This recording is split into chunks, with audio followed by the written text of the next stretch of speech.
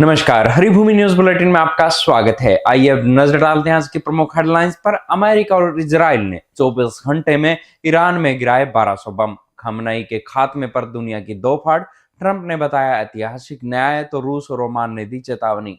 कराची में अमेरिकी दूतावास पर हमला, सुरक्षा कर्मियों की फायरिंग में 12 प्रदर्शनकारियों की मौत। पीएम मोदी की तमिलनाडु पांडिचेरी की बड़ी सौगात, 7100 करोड़ की परियोजनाओं का आगाज।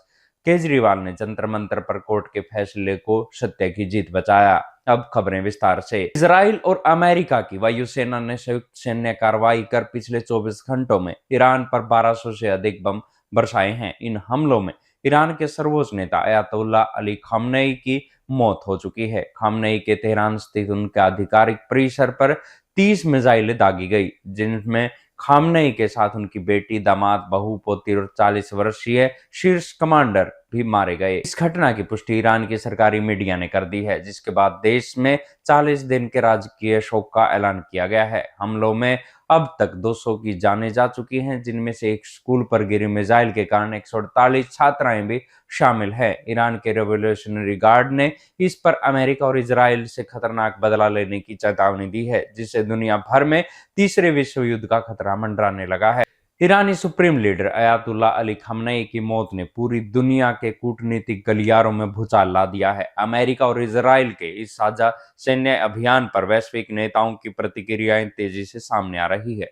अमेरिकी राष्ट्रपति डोनाल्ड ट्रंप ने इसे इतिहास के सबसे क्रूर व्यक्ति का अंत करार देते हुए ईरान के लोगों के लिए नया बताया। वहीं पश्चिमी देशों जैसे जर्मनी, फ्रांस और ब्रिटेन ने इसे ईरान के लिए एक नया भविष्य चुनने का अवसर माना है। हालांकि उन्होंने सुरक्षा के मद्देनजर ईरान को बातचीत की मेज पर आने की सलाह भी दी है। दूसरी ओर ईरान के सहयोगी रूस ने इस हमले की कड़ी निंदा कर इसे अंतर्राष्ट्रीय सीमाओं का उल्लंघन बताया है। खाड़ी देशों में भी तनाव चरम पर है। ओमान ने अमेरिका को इस युद्ध से दूर रहने की चेतावनी दी है, जबकि सऊदी अरब और उसके सहयोगियों ने ईरान द्वारा पड़ोसी देशों पर किए गए जवाबी हमलों को आक्रामकता बताते हुए इसकी भर्त्सना की है। खामनेई की मौत ने मध्य पूर्व को एक ऐसे मोड़ पर लाकर खड़ा कर दिया है जहां शांति और पूर्ण विनाश के बीच की रेखा बेहद धुंधली हो गई है। ईरानी सुप्रीम लीडर अयातुल्ला खामनेई की मौत के बाद भड़की हिंसा अब अंतर्राष्ट्रीय सीमाओं को लांघकर पाकिस्तान तक पहुंच गई है। कराची में खामनेई की मौत से आक्रोशित हजारों शिया प्रदर्शनकारियों ने अमेरिका और इजराइल के खिलाफ मोर्चा खोलते हुए अमेरिकी दूतावास पर धावा बोल दिया। उग्र भीड़ को रोकने के लिए की गई सुरक्षा कर्मियों की फायरिंग में कम से कम 12 लोगों की मौत हो गई है और दर्जनों लोग घायल हैं।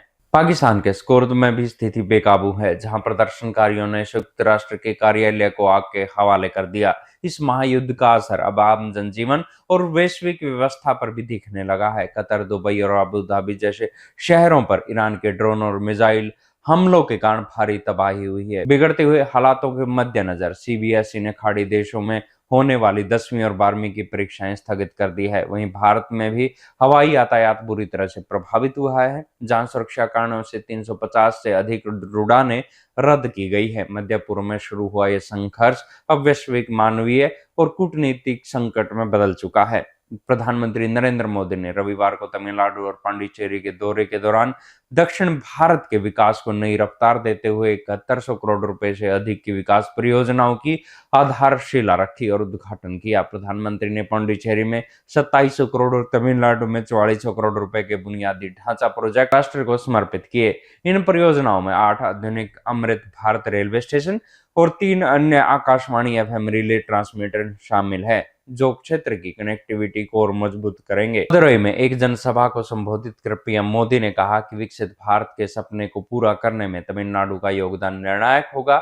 विकास कार्यों के साथ साथ प्रधानमंत्री ने अपनी धार्मिक आस्था की झलक भी पेश की। उन्होंने मदुरई के ऐतिहासिक तिरुवल्लुकुंद्रम अरुलुमुंग सुब्रमण्य स्वामी मंदिर में विशेष पूजा अर्चना की और भगवान के सामने दंडवत प्रणाम कर आशीर्वाद लिया। ये दौरा न केवल बुनियादी ढांचे में विकास बल्कि सांस्कृतिक गौरव के संदेश के तौर पर भी देखा जा रहा है। आम आदमी पार्टी के संयोजक अरविंद केजरीवाल ने कथित शराब घोटाले में अदालत से बड़ी राहत मिलने के बाद दिल्ली के जंतर मंतर पर एक विशाल रैली को संबोधित किया। केजरीवाल ने राउज एवेन्यू कोर्ट के फैसले को सत्य की जीत और भारतीय जनता पार्टी के लिए करारा जवाब बताया। उन्होंने सीधे प्रधानमंत्री नरेंद्र मोदी और गृह मंत्री अमित शाह पर हमला बोला। रैली से पहले केजरीवाल ने कनॉट प्लेस स्थित हनुमान मंदिर में सपरिवार पूजा अर्चना भी की। उन्होंने जोर देकर कहा कि 12 साल के शासन में कांग्रेस और भाजपा ने बुनियादी ढांचा खराब किया है, जबकि आप ईमानदारी से काम कर रही है। इस संबोधन में शराब नीति मामले में सीबीआई कोर्ट द्वारा उन्हें और मनीष सिसोदिया समेत 23 लोगों को बरी किए जाने के जश्न